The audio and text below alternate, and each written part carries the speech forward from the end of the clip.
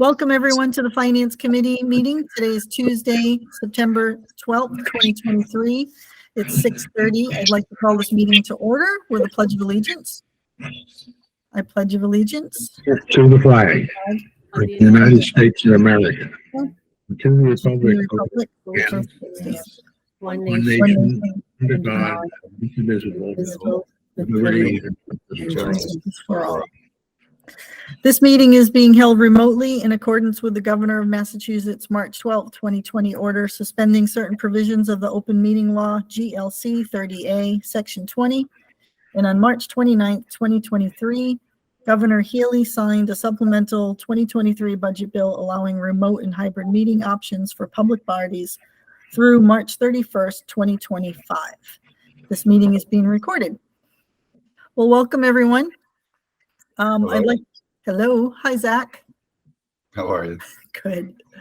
So I'd like to start off our meeting with our newest Finance Committee member, and I will introduce him. And I think we all know him, but we would love to just hear, his name is Al Lees. And Al, we welcome you to the committee, and we would love to hear what made you decide to join and be part of this great Finance Committee. Well, thank you very much. Excuse me. I'm thrilled to be here.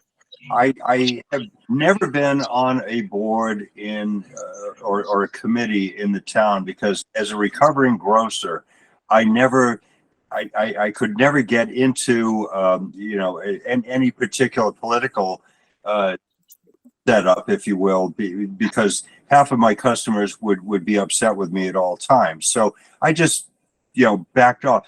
But in the last couple of years, as convener of the Finance Committee, the Financial Stabilization Committee or whatever we ended up calling it, there were a variety of different names. I became more and more intrigued by the town finance and income streams, et cetera, and it was just a logical next step, especially after the override issue. Forget which side of the fence anybody was on. It was a morph, and our good friend Buzzy had been prodding me for, I'd say, 2 years. Karen, you did the same thing. Cindy, you had a cattle prod as well, and I felt that now was the time was right to take what we had done before and just continue forward. So I can't be happier. I've gone through, and I'll leave it at this. I've gone through a number of the Finance Committee videos. Very impressed with everybody that's here. Very impressed, and not just the discussions, but the thoughtfulness that goes along. So I'm happy to be here. Thank you. Well, thanks, Al. We welcome you, and this is great. I mean, we had 2 new members, Zach and Lawrence, that joined us last year, and now we have 3 new members, yourself and Michelle Orlando and Christopher Thrasher this year. So we really have a whole new team, and it's great that we'll have different perspectives and new ideas, and so I think it's and then we have Hugh and Cindy and Gary and myself that have been on the committee for a number of years. So we have a very nice balance of historical knowledge and new eyes coming in. So I think this will be a great year. So thank you to everybody. But welcome, Al. Thank you very much. Thank you. So what you and I can do separately is we already at our last meeting assigned our liaisons for our budget meeting, so we can look at that and kind of reshift a few off and kind of rebalance ourselves, and so we can do that next month. Whatever's convenient for you, Karen. Cindy, go ahead. I'm just getting a lot of background noise. I've been on mute, but there seems to be a lot of echoing. Okay, but now it seems to have gone away. But anyway, if anyone has a TV or radio or something on in the room that they're in, either shut the TV off or keep yourself on mute. So that's all I'm asking. Great, thank you. I did hear that too, and it seems to be silenced now, so great, thank you. So the second item on the agenda I put on was our annual reorganization. So I know last meeting, you all were nominated me and I accepted as chair, and I will again, but I wasn't technically sworn in because I didn't have my letter. So I expired as of June 30th, and I know we can probably debate this on whether or not we need to do it or not, but maybe it's just as easy just to take a new motion, and if you could make a new motion to I move that Aaron Rouse for chairman of the committee. thank you. I will second Thank you. If no discussion, I will go into a roll call, so thank you. Al Lees, Aye. Morton, Hugh, Hugh Morton, aye. thank you. Michelle, Hi, Michelle Orlando. thank you. Zach, Aye. Christopher, Christopher Thrasher, aye. thank you. And myself is the last one, so myself, aye. So thank you. All right. So now we're official. Okay. Thank you. So the next item we have on the agenda is probably what will be an ongoing item on every agenda, because I think it's going to come up in all our meetings, is really talking about the state of affairs of. Oh, hi, Lawrence. Welcome. Good evening. We were not Sorry, expecting I you. was a bit Welcome. late there. The next item we have on our agenda again is to talk about our fiscal affairs. So our fiscal 24 budget, our upcoming 25 budget, talking about a 5-year operating and capital plan. So I have reached out to the select board and to the school committee. And as of right now, it looks like from the select board, Dick Brewer will be available to join an upcoming meeting, as well as Shauna and I believe Jim Hartnett. And from the school committee side, Nancy Stanton Cross and Evan Gendro, along with Mr. Aubin and Michelle Raposa, will be participating in a meeting. So we need to schedule that. And I had put out a few dates of interest. Some of them are really next week, so that might be a little tight. But I had proposed some dates like September 18th, 19th, 20th. I think when I did that, I might not have realized it was next week, but and then September 21 or 26. I know a few of us would like to participate in the meetings. Do any of those dates work or not work, or should we select some other dates? Now that we have the representatives from the select board and school committee, it'll make it easier to try to schedule a meeting that works for everybody. Excuse me, I'll just weigh in.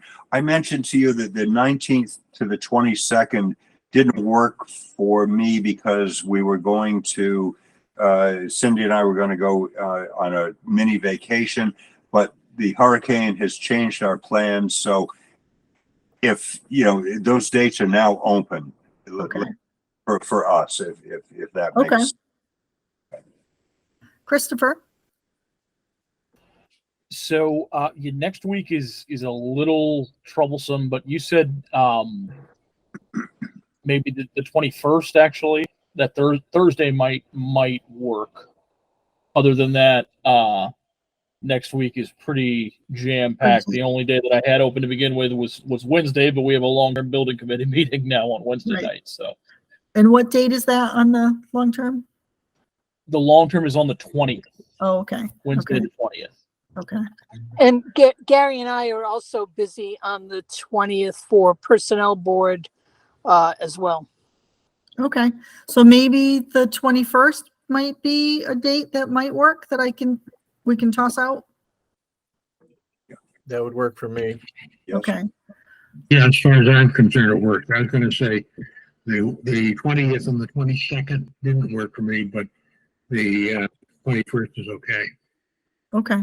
Okay. Well, I'll be happy to circulate this date to see if that works for anybody. And again, there's no limitation if 2 or 3 or 5 or 6 finance committee members want to come. Absolutely. There's no limit. So anybody is welcome to come. Christopher, go ahead. Thank you. So I just wanted to check. This is still the plan anyway. Is still that this would be kind of a workshop type meeting. Like is this going to be during the day or evening, or what are you aiming for on this one? Just out of curiosity. Yeah, I'm thinking a 6 or 7 o'clock meeting would be probably most appropriate, since I think a number of us all work. So 6-ish or 6:30 would be an ideal time. I think an in-person would be the best approach with this, because there would be potentially 10 or 12 of us. And I think if we all kind of sit in a room together and kind of, have more of a discussion, rather than it gets hard on Zoom where one person can speak and it gets hard. So I think all sitting around the table and just having an open discussion without me being the chair, have to, coordinate who can speak and who, cannot. I think just an open forum would be better.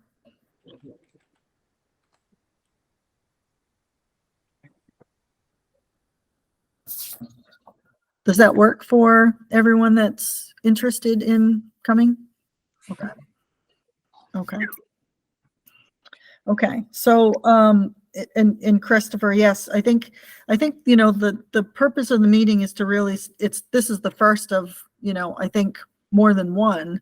I think we all need to try to come to some common terms of where we're going to be, and talk about the needs for a 5-year plan, and hope that both the select board and the school committee will work on those, because those have to be done by the departments themselves, not by us as the finance committee. So I'd like us hopefully all on the same page to realize the importance of that, and figure out the mechanisms of how do we do that. And some of us may be able to place some assistance on that too. So any one of us can volunteer if the school committee needs some assistance with things or formats, or if Jim Hartnett doing it needs some assistance, we can certainly volunteer to help.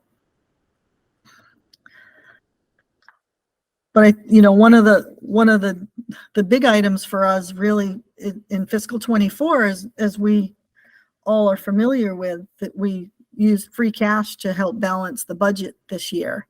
And that's, we've said for years that that's not sustainable. And we've accommodated using free cash with the hopes that we would have had an override that would get us to the override, so we wouldn't have to do any drastic layoffs. But obviously with no override, that using free cash really needs to be discussed.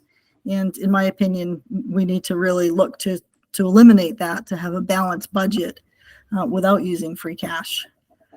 So those are some things we need to really talk about.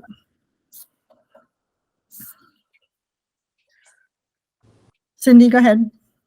I know that you and I had discussed, and perhaps some other members of the committee had also discussed, that at this meeting, the joint meeting with the select board and schools, might be a good time also to bring up the notion of having a guideline, if you will, regarding the use of free cash, that no more than X% could be used to cover operating budgets. A certain percentage should be, to the extent that there is any free cash, we always have a little bit, that X% goes towards capital, X% goes towards stabilization, that we come up with a plan. I understand that town meeting can alter that, but if we had guidelines that everyone recognized and accepted anyway, it would eliminate this kind of free-for-all at the end of the year as to what can we use free cash for. So that might be an interesting item to include on the agenda for that meeting, that should we come up with a policy regarding the use of free cash, as a percentage as to what the minimums and maximums could be for the use of that cash. Sure thing. I'll add that right onto the agenda. So free cash usage in policy. Thank you.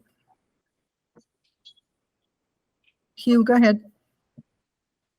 I have to disagree with Cindy only because we have a policy of not using free cash for repeating items. We violated it because facts required it. And having more guidelines of something that we're struggling with that we're probably going to violate regularly, I think doesn't serve much of a purpose.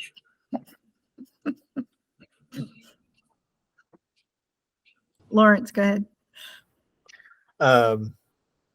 Yeah, I mean, I take Hugh's point, and it's a good point, Hugh. And you know, you've got the experience of anyone here on this committee to know that. I think you're probably both right. I think reiterating what those if I could sort of paraphrase what Cindy said, taking into account what Hugh said, it sounds like, you know, we reiterate the policies and have a discussion about that, as opposed to creating new policies that may or may not be adhered to. Seems to be a sensible way to move forward with that. And I think that's probably also something that maybe we need to clarify more at town meeting as well. I'm not sure, how much, these mechanics are possibly understood by attendance at town meetings. So, I think that all probably makes sense. All right, so I have no quarrel with what you're saying. Restating we don't wish to use free cash for this and that. That's fine and dandy and so forth. I would say town meeting, I think that's a lost cause. I mean, it's not really related, but some time ago we had a arbitration on police or fire, I forget which, and the arbitrator said, well, you got the money in the stabilization fund, so you can afford it. And the distinction between, for the outside observers, shall we say, it tends to be money is money, whatever the source is. Thank you. Al, go ahead. I just wanted to say that I wish we would rephrase the term free cash and no cash is free and people is the acuity to just be able to say it's there, it's in our bucket list and let's just spend it when in fact that's not the case at all. Just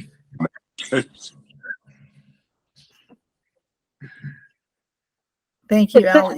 You're right. I mean, it's a state term, right? So Right, it's not our term. they didn't do a great job naming it. You're right, right? It's free from restriction. It's unrestricted, but it's not free. No cash is free, because if you find some free cash, let me know. Yeah. Yeah. Michelle, go ahead. You've got your hand up. Yep. Just so regarding what the guidelines are, I would just, for my purpose, I agree with restating it. There's no sense in adding guidelines if you're not following the guidelines that are already in place. I would ask who put the guidelines? Is it the FinCom? Is it the Select Board? Is it at a town meeting? Where do they originally come from? And certainly I agree with restating it, putting out to all boards, while they're preparing their budget or ahead of town meeting, to let them know what their guidelines are. But where do they live currently? Yeah, that was really my question as well. I mean, we have a quote policy about not using free cash to balance a budget, but is that the FinCom policy? And is it written down anywhere? I mean, Exactly. We may have this policy, but have we ever really thrown it out there going, we stated at town meeting, I get that. We say it's not a good practice. We can say that all we want, but if we have an absolute policy that says, look, we're going to use 20% for this and 30% for that or whatever, and, include that no more than 20% could ever be used towards operating, or maybe 0% or 10%. At least everybody knows up front what that number is. Well, if I can just add, having been on a board, that, was the recipient of free cash for a couple of budget seasons. I don't believe we were ever told that there were guidelines. We heard a lot about why we shouldn't and why we couldn't. But I'll be honest, I don't remember ever hearing that there were guidelines. Yeah, it's all great points, and I know so to answer your first question, Michelle, so the Mass Department of Revenue has recommendations on how free cash should be used, and they recommend that towns adopt policies in accordance Yep. with the recommendations, and their recommendations are not to use free cash in the operating budget, or if you Of course. do, limit it to, like Cindy's saying, 10% of your, or, come to something that's reasonable. The Mass Mhm. Municipal Association also recommends similarly that free cash not be used in the operating budget because it's a non-recurring revenue source, and we shouldn't use non-recurring revenue to pay for recurring expenses, so that Mhm. creates a deficit. So, but that's the where it comes from. But Okay. do we, as the finance committee, can I pull up a written document that says this is the policy, and is there a document that's agreed by the select board and the school committee, and then we're all on the same page? Yes, this is our policy. I don't know that I can say that. Right. I know a number of years ago, I came across, we do have fiscal policies that were approved by the select board so I can probably dig those up, but I don't know if those were select board policies only, and if the finance committee and school committee agreed to those as not, but I know there is a fiscal policy by the select board, so we can at least look that up as a basis to start. But I think that would be helpful. What I've seen other towns do on this point is creating a 5-year plan, creating a 5-year capital plan. All the finance committee, the select board, and the school committee should all be in agreement with that plan. So this way we're all operating together we're on the same road, we're traveling down the same road. And of course, other circumstances are going to come up where you have to deviate, but we all have to at least start off on the same page. So that's part of this whole plan, is let's come up with what our 5-year plan is and how we think we should use free cash, and all come to an agreement so that we're fiscally responsible for the whole town as best we can. Hugh, go ahead. I'm just gonna say, I don't object to the 5-year plan. I've made my comments in the past. But I think spending a lot of time on what percentage would be allocated to this, that, and the other thing, that's gonna be dealt with in the budget when the year applies, and we're trying to keep things going and sharing what revenue there is, whatever its tag is. You're quite right in the history that you gave. There's Department of Revenue suggestions and Mass Municipal Society.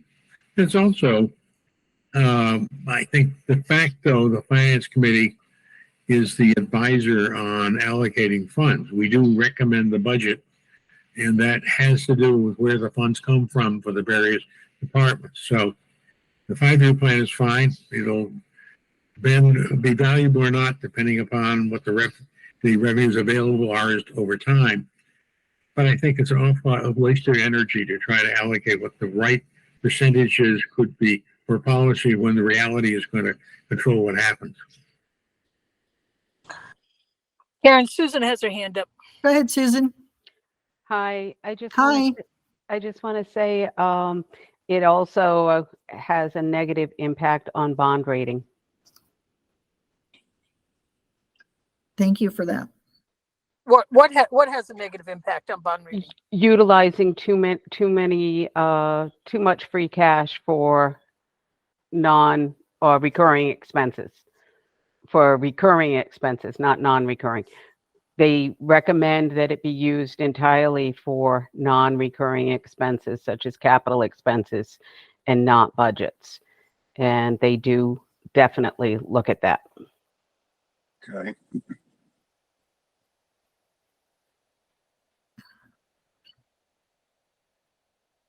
I know Jim Hartnett, I think he's I think he started a draft policy that he shared with the select board. I'm not sure if he might have sent it off to me. Sorry.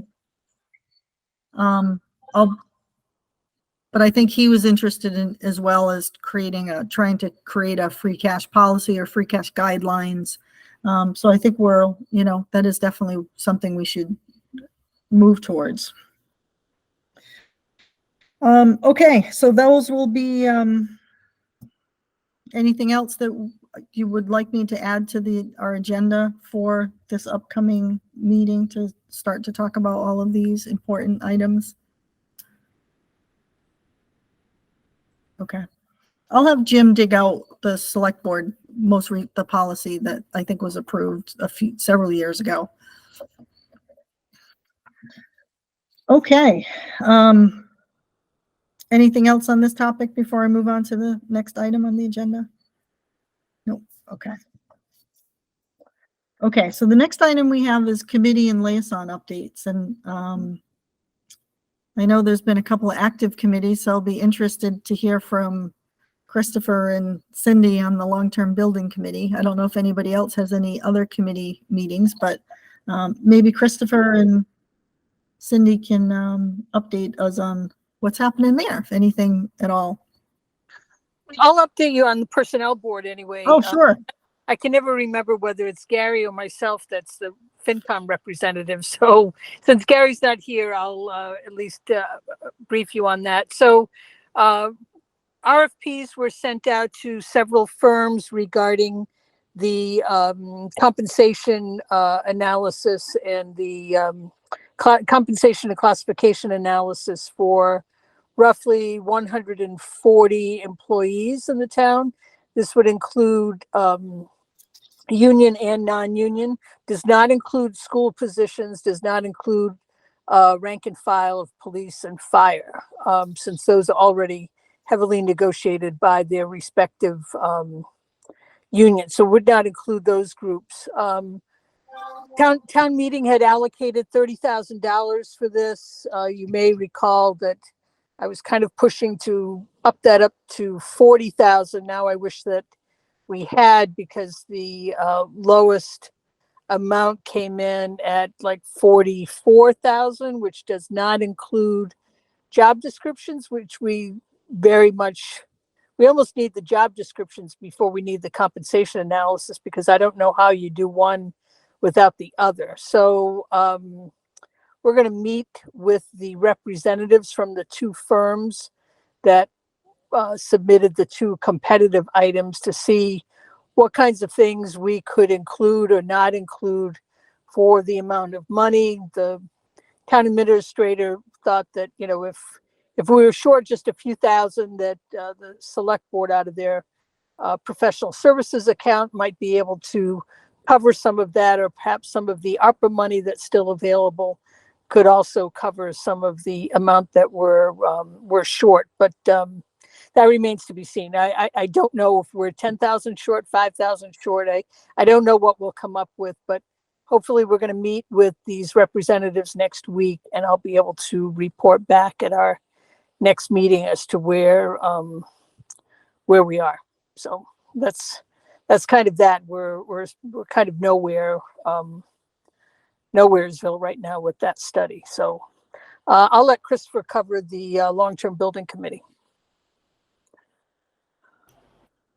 Thank you, Cindy. So the committee, well, first of all, Mark Schmidt was originally appointed the chairman of that committee, and he needed to resign due to his other committee appointments. And I was actually elected chair at the last meeting, or the last sit-down meeting anyway. We had a meeting last week where we actually did a walkthrough of the old high school building, along with one of the consultants that had authored one of the previous studies done in 2022, and before that as well. It's been updated quite a bit now.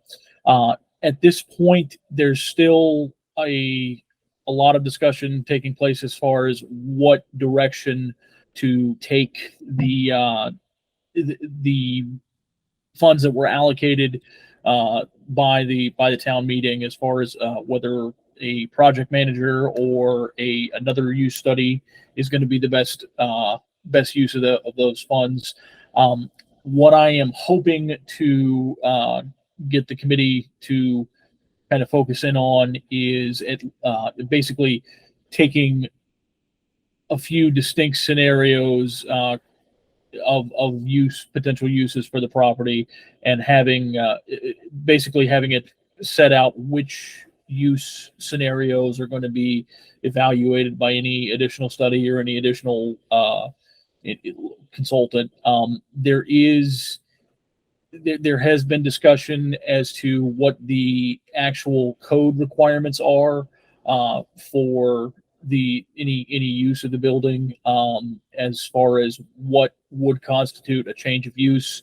There does seem to be conflicting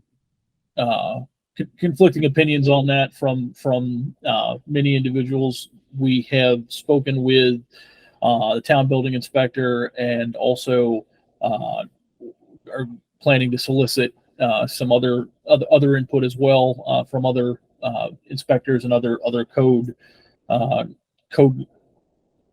consultants that deal in that. The other thing that I did want to mention that kind of dovetails a little bit on what I think the chair would like to have accomplished, or at least set out in the joint meeting, is to kind of get some long-term thoughts on potential uses, potential needs of the town departments beyond just the finances. Basically, there's a question of, there are certain town departments that have, I think, more urgent needs than others. There's a lot of discussion surrounding town departments that are located specifically in the annex and the state of that building. So there's kind of a back and forth about what if there is a way to move town offices kind of in a phased approach, if that's something worth looking at. But as you can tell, there's a lot of moving parts to this, and we're not that far down the road compared to where we were a few weeks ago. But next week, actually, I'm anticipating pretty productive, kind of a robust agenda to hopefully narrow down some of these things. The plan would be to try and figure out exactly, again, what those scenarios to be evaluated are going to be. There was originally talk of also possibly getting another appraisal done, or at least an updated appraisal based on what had come back, based on some of the conversations that the consultant mentioned during the walkthrough meeting last week, where it might be very undervalued based on the appraisal. And there's also, discussions on whether there might be, I'm getting into the weeds here as far as what kind of improvements could be done, and what kind of what dollar amounts you have to stay under to not trigger any code issues. So, but like I said, there's a lot of moving parts, and I'm hoping that there's going to be a lot more to update. Perhaps even perhaps even on the meeting on the 21st, if that ends up working. All right, thank you. I see Al, you have your hand up, and then Hugh, you'll be next. Thank you, Christopher, for that. Christopher, thank you. And I have been vicariously, in your committee on the video. Just a couple of quick points that, and this is obviously purely my opinion. One of them is that I have no opinion right now whether or not we should be consolidating or segregating. But what I do know is that your committees need to look at CPC funds and how those transfer to potential buyer. There is a buyer, because we've used public funds to rehab, the Reed Road School, the Earl School, whatever you want to call it. The other thing to consider is that, at least in my experience, the highest use of properties, especially in village, not retail or commercial space. I mean, so for anybody that wants to, look at it and say, well, the value is ECD based upon, the town hall annex or whatever. There's no value, and hasn't been decades, about retail space in Central Village. I don't know about Reed Road. My guess is that Potter's funeral home is probably the best person to go after the other. So I just wanted to toss those two out. But it's CPC and looking at what is real value of commercial versus residential. So I'm good. Yeah. Great, thank you. Thanks, Al. Hugh, go ahead. Yeah, I think the thing that the prior studies I thought were worthless because they involved no financial element. And I think that I would hope when you're talking about looking at different things and scenarios, you can do all sorts of things physically that make no sense economically. And that is, to me, the key of the whole thing. I have my doubts about appraisals only because they're somebody's opinion, which may or may not turn out to be the market. But on the other hand, the usage, all the costs involved, I have great reservations about trying to turn that building, which would totally have to be rehabbed, into office space for the town. But that needs a dollar figure to say whether I'm foolish or not. And that really is my key. There are an awful lot of things that you could use something for that sound very desirable and turn out to be affordable economically. And I have in the past had the feeling that the economic reality was being passed over for things that looked interesting. And I'm sure I'm planning to do that, but if I could make that as a feather to put in your cap, please concentrate on the economic possibilities or costs. Thanks, Hugh. So Christopher, so I've tuned in and listened to your meeting, and you're right. There's a lot of difference of opinions going around, and I have no opinion either on it yet because I don't think there's been enough facts laid out to know what to do, and there's been no comprehensive plan just yet, right? So I know some people are saying, move in tomorrow, move from the annex, move in tomorrow, but then my question is, well, then what do you do with the annex? Are we going to sell it tomorrow? Because now you have an empty building there. So you've moved people from one building to an empty building. Now you have a different empty building. So what have we accomplished, right? So, a comprehensive plan, as I heard you say in the meeting, is an important thing. And so I support you on that. So I think you need all the plans on what to do. What are you going to do with the annex? And Al, as Al had mentioned, there's CPC funds that were used for certain things. And what are the restrictions on that? Can those buildings be sold? Are we willing to sell those buildings? Or will other people come forward and say, we can't sell that building, that's historic, or that's this, or, so I think there just needs to be a comprehensive plan before any action. But it sounds like the committee seems to be in favor of that. So I'll keep watching. My ultimate goal here, as chair of that committee, to your point, to Al's point, to Hugh's point, my ultimate goal is to be able to prepare a set of factually based numbers where we can actually compare and contrast the value of making improvements, the value of versus what dollars would need to be put into the other town facilities as well. Right now, I agree with you that in many aspects, the studies that have been done, simply, they haven't answered the right questions. And my ultimate goal here, as I said, is to come up with a set of numbers from which decisions could actually be made from. So, great, thanks. Lawrence, go ahead. Yeah, I'd just like to pick up on that very last point you made there, Christopher, and I'm glad to see that you've taken the reins on this. It has been a bit of a political football, this committee, and in particular, exactly this decision about what to do with the old high school. And that is that, you said the studies that have been done so far haven't answered the right questions. I would wonder, have we been even asking the right questions?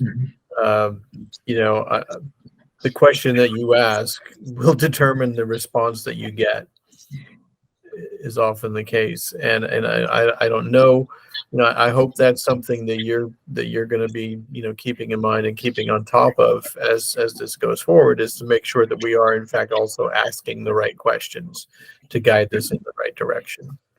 That's all I wanted to say. Thank you. Cindy, go ahead. I'll just add one last thing, and that is, it's not just an issue of using that old school for this purpose. It's the fact that the annex building is running out of runway.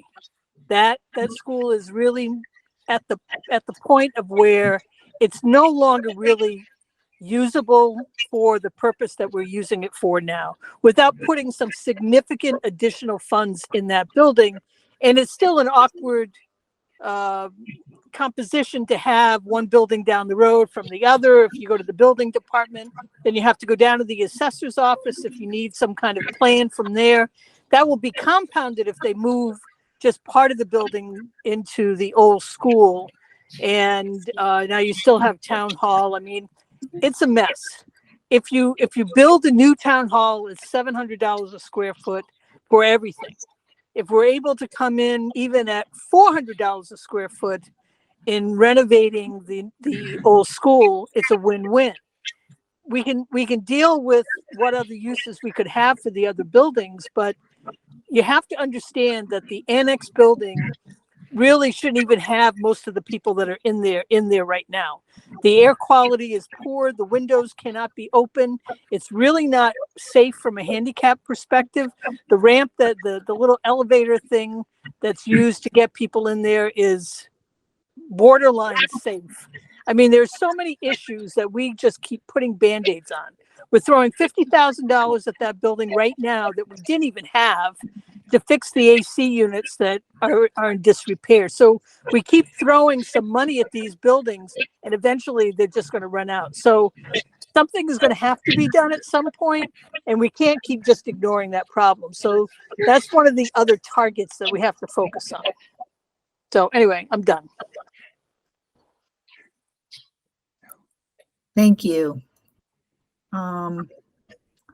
Okay. Oh, Well, Lee, you have the hand. Al, you've got your hand. Go ahead. I want to quickly say to tee off on Cindy's point, the three buildings that we're talking about, Reed Road, the Annex or the Earl School, and the Town Hall, they're plus or minus 100 years old. I mean, let's do the math. Let's look at it in reality. And Cindy's point is exactly right. I don't know the best thing to do is bring it to the old high school, or whatever you want to call it. The old high school would be the Earl School. But the fact of the matter is that we need to do, financially what is best for the next 50 to 60 or 70 years. And my personal opinion, and Christopher, you run with it. I don't see how those buildings, the other three that we're talking about, are going to run for another, 50, 60, 70 years. So figure it out.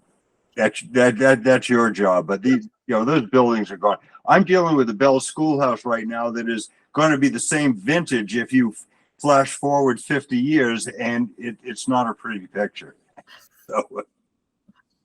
Well, I think Al just gave us the quote of the day, Christopher. Figure it out. Thanks, Christopher. Thank you. So I'm sure it's a very interesting committee and topic that I think many residents are interested in. So thank you for chairing that. And I didn't even know that Nicole is here, but hi, Nicole. She put in chat that she just forwarded all of us. There actually is a select board policy that talks about free cash, and it does explicitly say it should not be used, but she emailed that to all of us so we can see it. But Good. it was adopted in 2013, her chat said. Yes, Thank you, Yeah. Nicole. you're welcome. Karen, excuse me. I'm just going to tell you, I've got to run off. I got a 7:15 reservation, so I'm going to hop. All right. Thank you for coming. Okay. Enjoy your dinner. I'll watch the rest of it on YouTube I think we're- tomorrow. I think we're closing in on being Okay. done. So. Good night, everyone. Good night. Right. Nice, Cindy. Karen, Um, just a quick point on yeah. or Nicole, since you're here, you said you emailed that to all of us. I don't seem to have received it. All right, so I replied to if everybody was in the meeting. Okay, here we go. Oh, I see it replied. now. Yeah. I beg your pardon. It's That's I see okay. it. Yeah, it's attached. I see it. Thank you. You're welcome. Thank you. Okay, so anyone else have any other committee updates? Anything else happening? Nope. Okay. Okay, so the next item on the agenda is the minutes of August 8th, 2023. I think we all have those. Does anyone like to talk about it or make a motion to approve those? I'll make a motion to approve. Thank you, Michelle. Anyone want to second that? Second. Thank you. Any discussion on the minutes? No. Okay, then I'll do a roll call vote. Michelle? Hi, Michelle Orlando. Al, I don't think you were present, so I don't know that you can vote, so I'll skip you. Hugh? Yeah, I think Buzzy resolved that some time ago, was that you still can vote if whether or not you were present. But anyway, I will vote in favor. Thank you. Lawrence? I Christopher? Aye. Zach? Aye. And I think I got everybody. So Cindy left and myself, aye. Thank you. Okay, so we're down to, if anybody has any topics for our next meeting, feel free to mention it now, or you can email me and I'll make sure we get it on the agenda. Anyone have anything? Question which may be routed through Michelle, through Nicole or whatever. The situation in Brockton, how did they manage to spend $14.4 unappropriated $1 million? That's my question. Very good question. I'm just curious. I don't think we're in any danger, but on the other hand, we can't be. Anyway, that's the question for maybe if Nicole knows something next meeting. That's a great question, Hugh. I will have to do some research on that because that's the first I heard of that one. Oh, yes. I will Google it immediately. Yes, you will. Yes, you will be very interested to read some of that. Yes, thank you for that. I have the same question you. How is it possible, right? Because how can you spend money that's not appropriated? So how is it? Maybe it's been contractual obligations that didn't seem to be the case. That then you're going to go cancel them. Anyway, I'm just mystified as right what happened really. Right. Thank you. Good point. Al, Karen, go ahead. yep.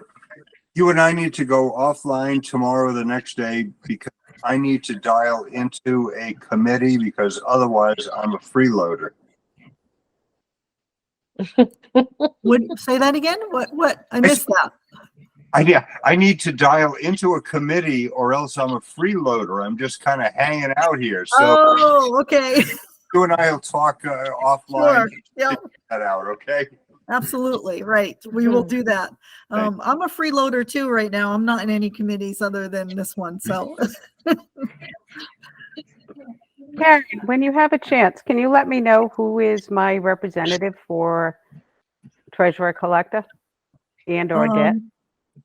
Someone here might know that, but I have the list. I will definitely let you know. Thank you. Thank you. Susan, Um, I will be. I mean, I bet. That's fine. Yeah. It's Gary, Sue, It's Gary. Thank you, Zach. Thank you. for both. Thank you, Yeah. Zach. And Al, my dad would be proud of you. Well, thank you. I'm sure Gary would be willing to forego that, but yes. So, on that topic, so our meeting schedule, what we've done in the past at the October meeting is to actually schedule our finance committee meetings for the budget season. So we typically did one in December, one meeting for budgets in December, and then we, over the last couple of years, which seemed to work out well, the month of January, we did 4 weeks in a row and really knocked out most of the budgets. And then we had a meeting in early February and we reserved that for the school. So that's the last meeting of the budgets. And so I'll put together a proposed schedule for all of us to look at to see if that works with our schedules coming up for the winter. And then after that, I then sent out a Google invite to all the departments and then they would schedule their dates right away. So, by November, every department knew that they were coming in on the January date or whatever their date was. So this way we had it all set. So I'll put that together and circulate a draft in our next meeting. Next, I have no correspondence and I have no other topics that were unanticipated in 48 hours. So I have nothing else on our agenda. Does anyone else have anything else to add? Motion. Oh, go ahead, Zach. Do we know if the next meeting is going to be in person? Oh, good question. So, thank you for bringing that up. So it's all up to us if we want to have a meeting in person. So it's not, just, my doing. If we do a meeting in person, I would like us to have a hybrid option. I know we do have a couple of, Susan is here tonight and Nicole is here tonight, and you never know what other general public might come, but I would like to leave that as an option for people. So if we did it in person, somehow we'd have to have the hybrid option if that's possible. That would be, or in case a member here is traveling and couldn't attend in person, they could still come to a meeting. Right. So I have not been involved with that. So if we want to have an in-person meeting, I would love someone to volunteer to help figure out how we make it hybrid. And then whoever that would be would really be the person that would manage the on-screen people. So if there were people that came on hybrid, so someone has to monitor that if they have questions. So it's really hard for me to be chairing the meeting to also then be watching the screen too. So I would just need someone else to help with it. So if we want to have an in-person meeting, then I'd be looking for a volunteer that would help with the hybrid side. I know Jim Hartnett knows how to do it, so it may be contacting him. But that's what I'd be looking for if we want to have it in person. Do we want to go in person for a meeting to say hello, or are we okay with continuing this format?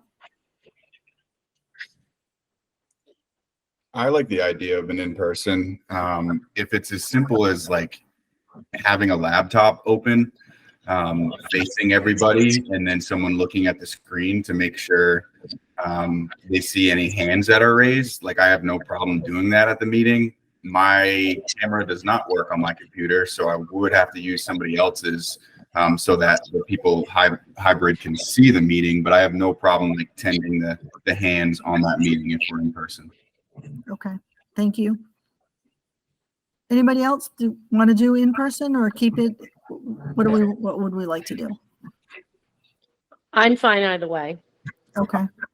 Same here. Yeah, I'm fine. I think we need to be flexible because of the ramp up on, you know, this latest variant, but, you know, we do it month by month, whatever it might be, to make the decision on the fly. Mhm. How about Hugh? How about you, Hugh? I don't think either way. but It's a tongue twister. Obviously, Zoom is convenient, don't have to go anywhere. So, but in person has its benefits. Sure. Okay. Okay, well, maybe we can get a little more research from Jim Hartnett to see if there's anything more than, just like you said, Zach, it might be just a matter of having a link just like we have here, and then someone can monitor it. So Yeah. I think they wouldn't be able to speak. They'd probably only be able to chat. And then you'd have to translate the chat into the question. Or we can use it like we're using our computers right now, just at the end of the table. It's a little bit, I guess, old school, but I don't mind reaching out to Jim, or would he be the best contact to see what it would take to do it remote, or the process they usually use? He'd probably be a good contact because I know he's done it, because I think we wouldn't be able to have more than one laptop at the table. So, because then you'd get noise coming through. So I don't know how someone on the laptop would be able to hear all of us, right? So, you know, I think there's normally a mic that hooks in so they could hear everything. So you know, you have to, I don't know how the people on the laptop would hear us. Yeah, I'm sure Jim could Yeah.